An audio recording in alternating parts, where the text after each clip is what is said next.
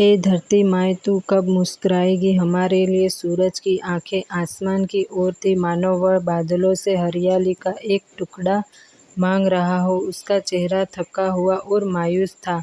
सूरज ढलने लगा था और मोहन अपनी पुरानी लकड़ी की लाठी उठाकर घर की ओर चल दिया। दादाजी, आप बहुत थके हुए लग रहे हो और ये उदासी फिर से। खेत में कुछ नहीं हुआ ना? उदासी नहीं कोमल, अरे बेबसी है बेटा, बेबसी। अब तो लगने लगा है कि एक सपना हमारा भी अधूरा ही रह जाएगा। कौन सा सपना दादाजी?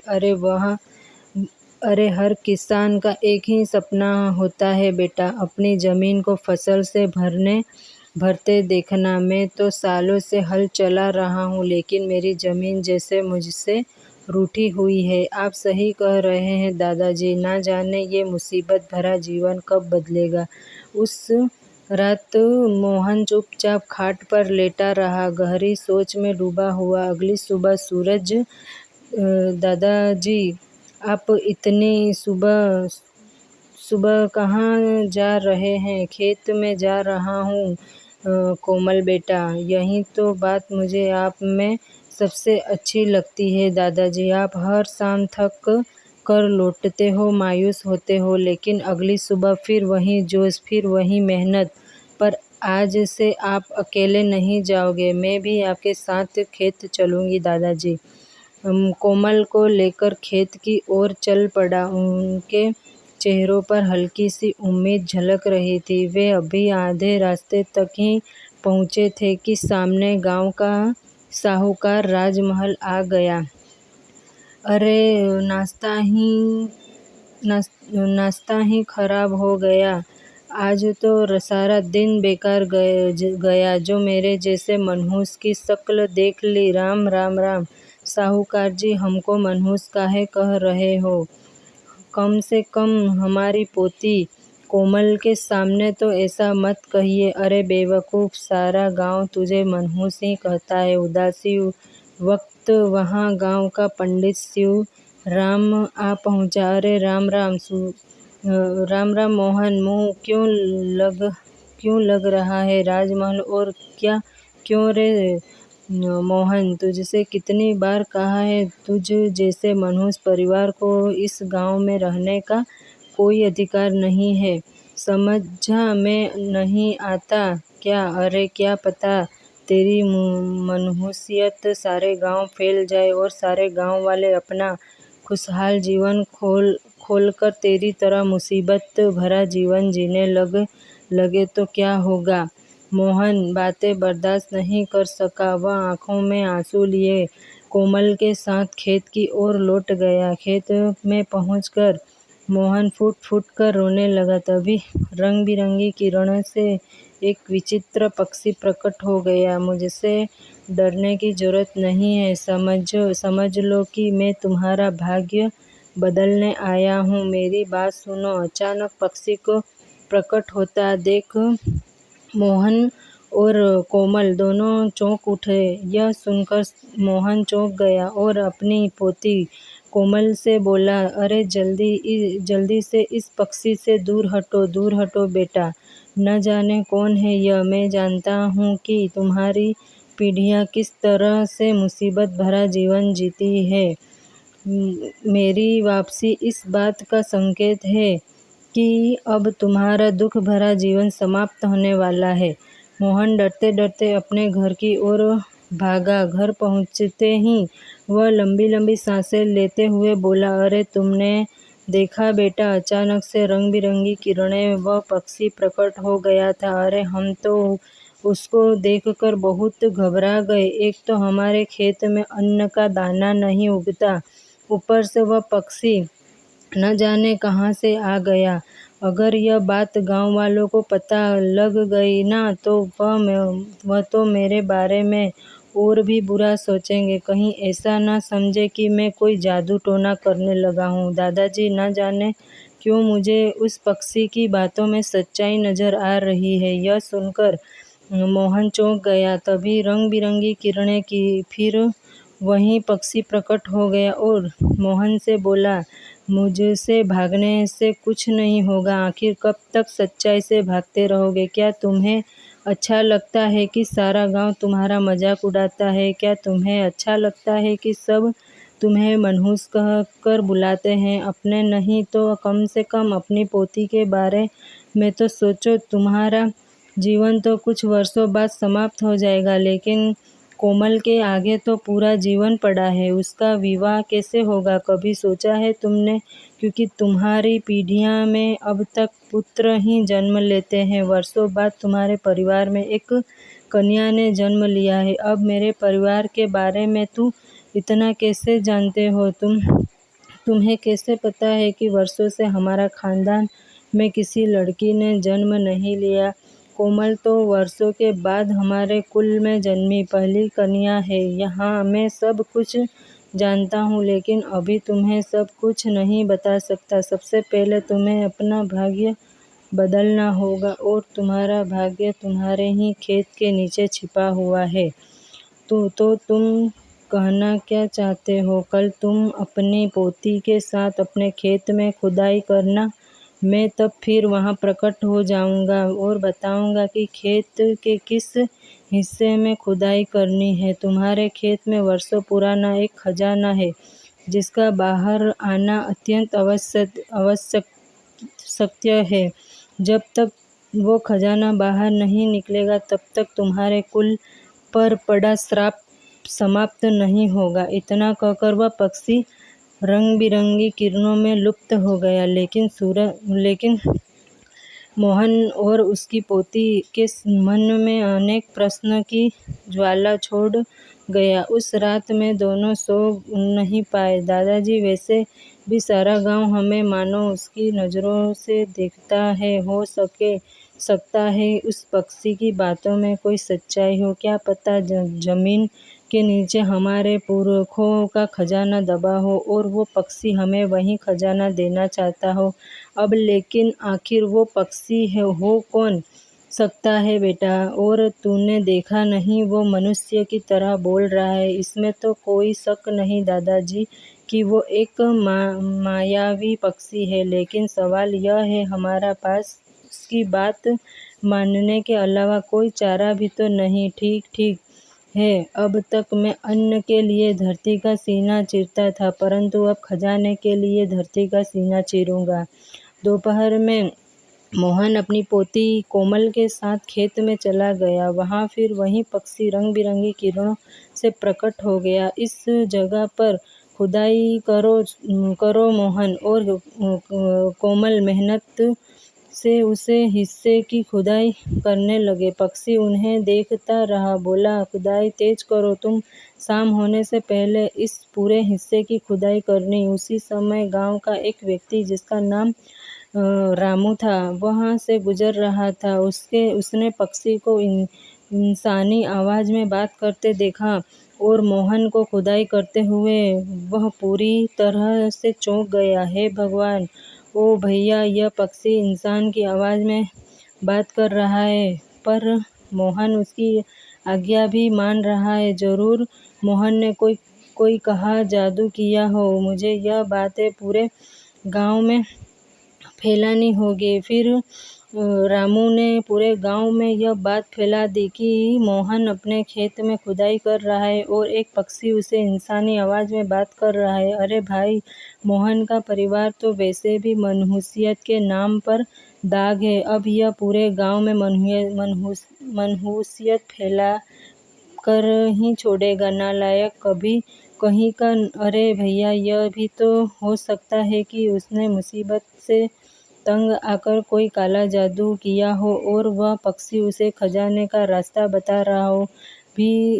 यह भी तो मुमकिन है। रामू दौड़ता हुआ यह खबर हवेली भी लेकर राजमहल। यह सुनकर दंग रह गया। राजमहल ने तुरंत रामू से कहा, अच्छा, तो मोहन अपने खेत की खुदाई कर रहा है? अरे, वो तो हमेशा ही खुदाई करता आया है, उसमें नया क्या है? लेकिन हाँ, तेरी इसमें इस बात ने जरा दिलचस्पी जगा दी है कि एक पक्षी उससे इंसान की आवाज़ में बात कर रहा है। मैं बिल्कुल सही कह रहा हूँ। और रामू को ज़मीन खोदने से रोकना चाहिए। क्या पता वो पूरे गांव को कैसी बड़ी मुसीबत में डालना चाह रहा हो। अरे नहीं रामू, उसे ज़मीन खोदने दो उसे। अगर अभी हम वहाँ गए तो मोहन सतर्क हो जाएगा और फिर हम कभी नहीं जान पाएंगे कि असल में वो कर क्या रहा था। लेकिन हम चुपचाप उस पर नज़र रखेंगे। हम भी तो देखें कि मोहन के खेत के नीचे आखिर ऐसा क्या दबा है जो वह अपनी पोती के साथ मिलकर खोद रहा है। और सुनो, गांव में सबसे कह दो कि राजमहल का आदेश है, जब तक मैं न कहूँ कोई भी मोहन के खेत में कदम नहीं रखेगा। और मैं तुम और कुछ गांव वाले मिलकर चुपचाप उसके खेत पर नज़र रखेंगे। समझ गए ना? योजना जाओ। रामू तुरंत वहाँ से चल पड़ा और पूरे गांव में राजमहल की बात पहुँचा दी। कुछ देर बाद राजमहल, रामू और पंडित शिवराम दूर से खेत में छिपकर नज़र रखने लगे। रामू और कोमल ने शाम तक खुदाई जारी रखी। सूरज ढलने ही वाला था कि कोमल ने अचानक कहा, दादाजी मुझे लग रहा है नीचे कुछ ठोस चीज़ है। पक्षी तुरंत बोला, उसे बाहर निकालो, यह जरूर कोई बक्सा होगा। कोमल ने नीचे झाँका तो वहाँ सचमुच लकड़ी का एक बड़ा सा बक्सा था। दोनों ने मिलकर बड़ी मेहनत से उसे बाहर निकाला। जैसे ही मोहन और कोमल ने बक्सा खोला, उनकी आंखें आश्चर्य से फटी रह गई। बक्सा सोने की मुद्राओं, हीरो मोतियों से भरा हुआ था। दादाजी, इसमें तो इतना खजाना है कि हमारी कई पीढ़ी को काम करने की जरूरत नहीं पड़ेगी। लगता है हमारे मुसीबत भरे दिन अब खत्म हो गए। उन्हें यह नहीं पता था कि यह दृश्य दूर से राजमहल और रामू और पंडित शिवराम छिपकर देख रहे हैं। अरे दादा, यह सूरज तो वाकई में अरे दादा, यह मोहन तो वाकई में बहुत अमीर हो गया। जरूर इसने काले जादू से इस पक्षी को सिद्ध किया है, तभी तो यह इंसानी आवाज़ में बोल रहा है। अरे राजमहल देखते क्या हो, चलो जल्दी से सूरज खेत तीनों देखते क्या हो, चलो जल्दी से। मोहन के खेत तीनों भागते हुए खेत में पहुंच गए। उन्हें देखकर मोहन और कोमल चौंक उठे। हाँ तो भाई मनहूस, अब सही बता, तूने कौन सी काली सिद्ध पाई है जो यह पक्षी तुझे खजाने का रास्ता दिखा रहा है? बोल साहूकार जी, ऐसी कोई बात नहीं है, मैं कोई काला जादू नहीं किया। हाँ, तुम्हारी बात नहीं मान सकते। कहीं ऐसा ना हो कि तुम्हारे कारण पूरा गांव किसी संकट में पड़ जाए। भाई ये रामू, दौड़ के जा और पूरे गांव वालों को बुला के ले आ। रामू थोड़ी देर में सारे गांव वालों को खेत में ले आया। सभी गांव वाले खजानों को देखकर स्तब्ध रह गए। अभी काफी देर से चुप बैठा पक्षी बोला, बस करो सूरज। पक्षी बोला, बस करो। मोहन निर्दोष है और उसकी पोती कोमल भी। इस खजाने का पता मैंने ही उन्हें बताया था। मोहन ने आश्चर्य पक्षी की ओर देखा। यह सुनकर पूरा गांव सन्न हो गया।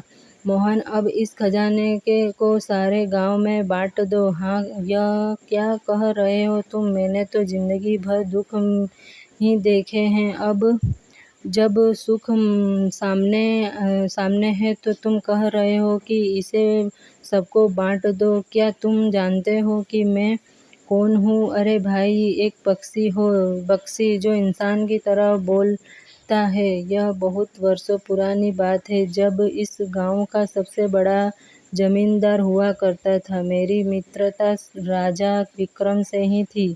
एक दिन राजा विक्रम ने मुझे अपने महल में आमंत्रित किया। राजा विक्रम अपने महल के दरबार में बैठा हुआ था कि तभी वहाँ एक सुंदर युवक दरबार में आ पहुँचा। उसका नाम अर्जुन था।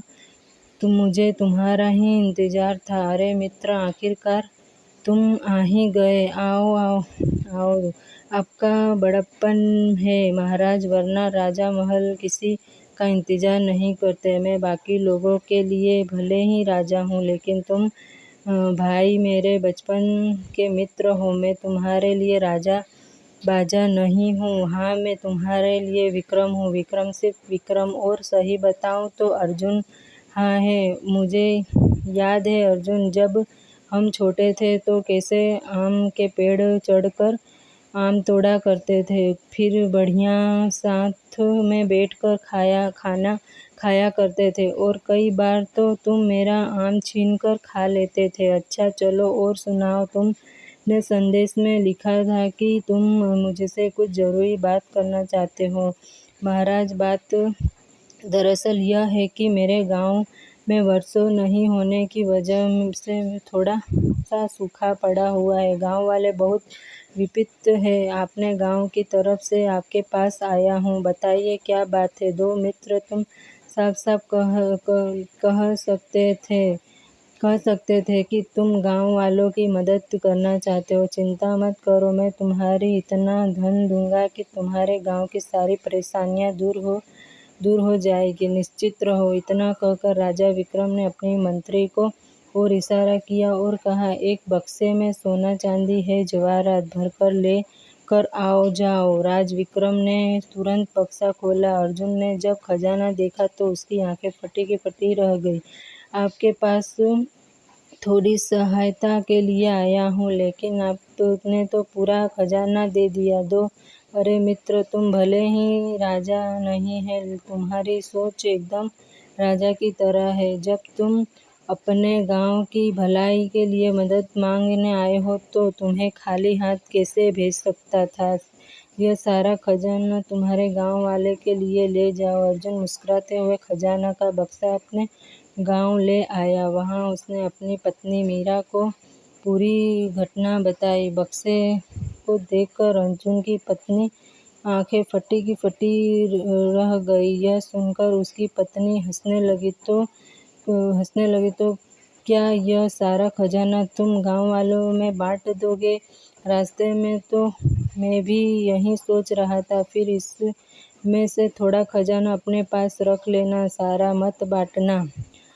अरे तुम थोड़ी की बात कर रही हो। मैं तो इस खजाने में गांव वालों को एक फूटी कौड़ी भी नहीं देना चाहता, लेकिन गांव वाले को तो पता है कि तुम उनकी मदद के लिए राजा विक्रम के पास गए थे। वो तुमसे सवाल करेंगे। अब तुम क्या जवाब दोगे। अरे तो कह दूंगा कि विक्रम ने मदद करने से साफ इनकार कर दिया। और क्या। अगले दिन गांव का मुखिया किशोर अर्जुन के पास आ पहुंचा।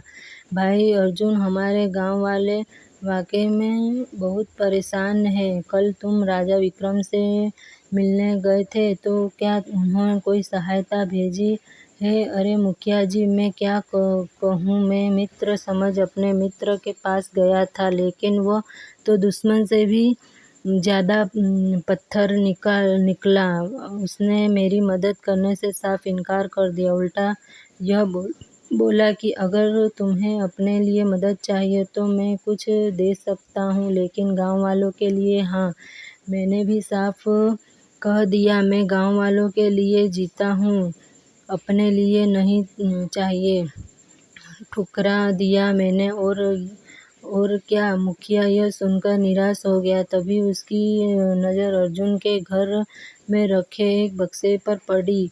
वह तुरंत बक्से के पास गया और उसे खोल दिया। बक्से में इतना सारा धन देखकर वह अर्जुन से बोला, अर्जुन, इसमें तो ढेर सारा खजाना है। यह तुम कहाँ से लाए। अरे बकवास बंद करो मुखिया की। कहाँ से लाए, क्या लाए। यह खजाना मुझे मेरे मित्र विक्रम ने नहीं दिया। यह खजाना मेरे है, मेरे पूर्वजों का है। आज ही मैंने इसे अपने गुप्त कक्ष से निकाला है ताकि इसकी सफाई हो सके, समझे। वैसे तो तुम झूठ बोल रहे हो, और अगर मैं यह मान भी लूँ कि यह खजाना तुम्हारा है, तुम इतने क्रूर निकलोगे यह हमने कभी सोचा नहीं था। मुखिया चला गया और पूरे गांव में यह बात फैला दी। गांव वाले अर्जुन को बुरा भला कहने लगे। कुछ दिन ऐसे ही बीत गया। एक दिन अर्जुन अपनी हवेली में बैठा था कि तभी उसकी पत्नी मीरा बोली, गांव वाले अब तुम्हारे खिलाफ हो गए हैं। मुझे लगता है हमें इस खजाने को छुपा देना चाहिए। हाँ, यह तुम सही कह रही हो। मैं एक काम करता हूँ, सारे खजाने को अपने खेत में गाड़ देता हूँ और यह काम हम रात के अंधेरे में करेंगे, ताकि अगर मित्र विक्रम को जरा भी शक हो तो भी उसे खजाना हाथ ना लगे। अर्जुन और उसकी पत्नी रात के अंधेरे में खजाना को खेत में गाड़ आए। अगले दोपहर अर्जुन का एक नौकर आया और उससे बोला, अर्जुन मालिक, सूचना मिली है कि कल महाराजा विक्रम आपसे भेंट करने के लिए हवेली पधार रहे हैं। अरे, अगर विक्रम आ गया ना तो उसे सच्चाई का पता चल जाएगा और मेरी मित्रता भी समाप्त हो जाएगी। तो फिर कुछ कीजिए, कल तक गांव में एक भी व्यक्ति जीवित नहीं बचेगा। रात के अंधेरे में वह कुएं के पास गया और कुएं में जहर मिला दिया। अगले दिन